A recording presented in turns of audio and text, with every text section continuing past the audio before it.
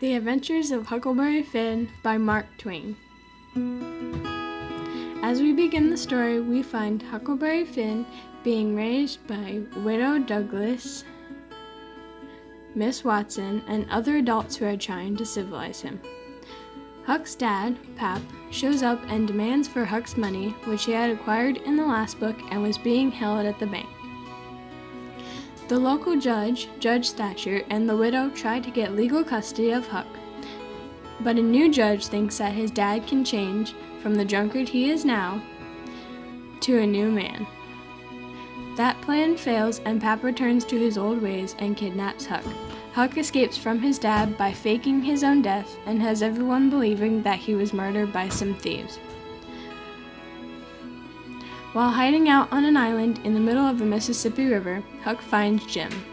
Jim was a slave who had run away from Miss Watson, and Huck has to choose whether to turn Jim in or to protect and help his friend instead. After some thinking, he decides to help Jim. They camp out on an island but have to leave. They then set out on a raft down the Mississippi with the intention of making it to the Ohio River, where they would set out north to the Free States on a steamboat.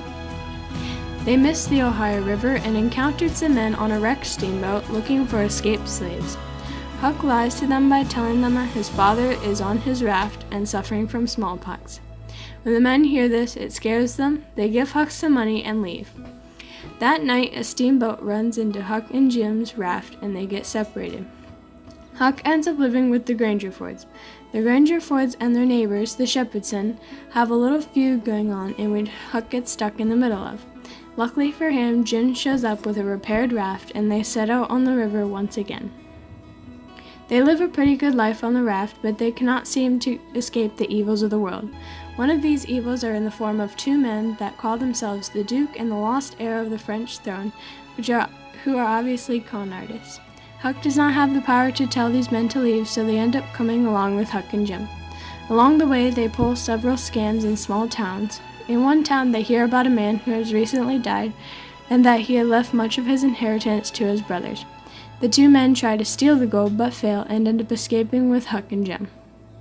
After a few small scams, they do their worst crime yet. They sell Jim to a local farmer because they told him that Jim was a runaway and that there was a large reward for finding him.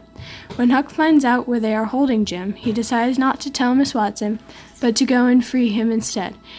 He enlists the help of an old friend, Tom Sawyer, to pull off the plan, which turns out to be a little more difficult than he thought. For the exciting conclusion, read the rest of Huckleberry Finn by Mark Twain.